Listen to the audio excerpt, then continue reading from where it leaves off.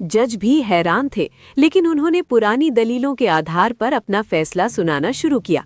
जज ने कहा, तमाम गवाहों और सबूतों को मद्देनजर रखते हुए ये अदालत आरोपी को दोषी करार देती है और उसे टू बी हैंग्ड, फांसी पर लटकाए जाने की सजा सुनाती है।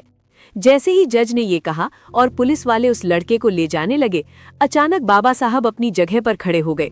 उनकी गूंजती हुई आवाज ने अदालत के सन्नाटे को चीर दिया। बाबा साहब बोले, ठहरिए योर ऑनर, बस इतना ही? जज ने झल्ला कर पूछा, क्या मतलब है आपका मिस्टर आम्बेडकर? बाबा साहब ने कानून की किताब की तरफ इशारा करते हुए एक अद्भुत तर्क दिया। उन्होंने कहा, योर ऑनर, आपने मेरे मुवक्किल को सजा सुनाई है टू बी हैंग्ड, यानी फांसी पर लटकाया जाए। मुझे ये सजा मंजूर है, आप इसे अभी फांसी पर लटका दीजिए। लेकिन कानून ये भी कहता है कि सजा उतनी ही दी जाए जितनी जज ने लिखी हो। आपने अपने फैसले में ये कहीं नहीं लिखा कि फांसी पर तब तक लटकाया जाए जब तक कि उसकी मौत न हो जाए। आपने सिर्फ लटकाने की सजा दी है, मौत की सजा नहीं। बाबा साहब का ये तर्क सुनते ही पूरी अदालत में सन्नाटा छा गया। जज अवाक रह गए। वे कानून के इतने बड़े जानकार थे, लेकिन एक भारतीय बैरिस्टर में अंग्रेजी कानून की ही बारीकी से उन्हें मात दे दी थी। ये तर्क अकाट्य था। अगर सिर्फ लटकाना जाता तो कुछ देर बाद उसे उतारना पड़ता और उसकी जान बच जाती।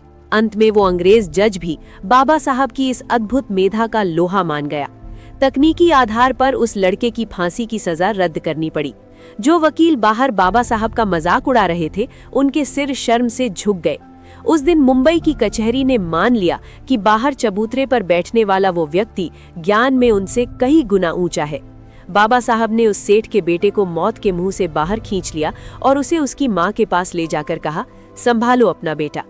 दोस्तों, ऐसे थे हमारे बाबा साहब। उन्होंने जीवन भर अपमान सहा, लेकिन अपने ज्ञान का इस्तेमाल हमेशा शोषितों, वंचितों और जरूरतमंदों को न्याय दिलाने के लिए किया। उनकी ये कहानी हमें सिखाती है कि शिक्षा और बुद्धिमत्ता से बड़ा कोई हथियार नहीं होता। जय भीम, जय भारत।